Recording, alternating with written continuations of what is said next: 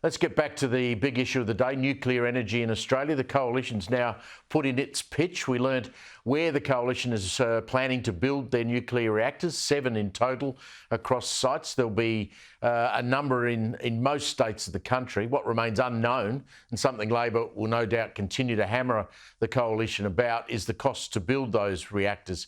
It's very clear that the Coalition has laid down this gauntlet for the next election. This is going to become, like The Voice, a referendum on energy policy. Let's get into some more of the detail with the environment editor from The Australian, Graham Lloyd. Lloydie, do you think that Peter Dutton is on the right side of history with this very brave pitch to the Australian people? Well, hello, Steve. It certainly is a very brave pitch to the Australian people, and he has cleverly tied the issue of energy security to cost of living and presented a framework through which the Coalition can really push an aura of strength, if you like, for the election campaign. Whether he is on the right side of history remains to be seen.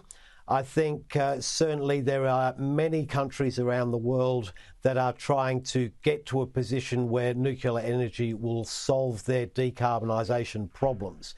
It's probably inevitable. It will be part of the mix. Whether it's a defining battle for the future, we'll need to see.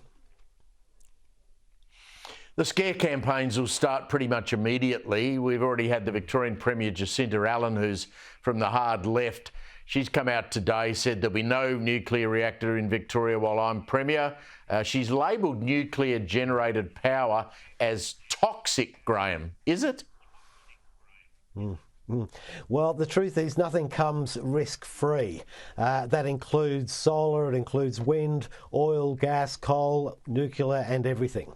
But nuclear has some pretty good things going for it. The biggest one being that it is greenhouse gas emissions free. So it really addresses the main issue that people are trying to solve. And interestingly, in terms of the number of people injured in the industry, nuclear is the benchmark against which other industries are measured.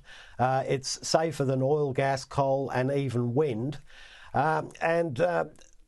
It's something that's, there are issues around the disposal of nuclear waste. But on that score, I think there's a misconception about the volume of waste that's involved and the nature of radioactivity itself. It's probably not as big a problem as most people think. Chris Bowen likes to toss around the claim that it's the most expensive power you can possibly generate. Surely when you have that discussion, you've got to compare it with the expense of establishing a whole new transmission system for solar and wind power that is not connected to the grid currently. Is it really expensive, or in the long term, given that these things, as Dutton said today, can last up to 60 years, cost effective?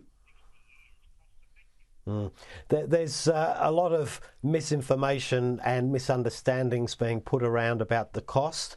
I think nobody can say with certainty what it would cost in the Australian context, but it's probably less than the fearmongers would suggest. The thing, as you have just said, the big costs are up front. They last a long time, and you really need to take a whole of system calculation to see how it compares with other technologies. And even the sort of high cost valuations of places like the CSIRO, nuclear still compares very favourably, particularly with offshore wind. Graham Lloyd, always a pleasure to catch up with you, my friend. Thank you very much for your time.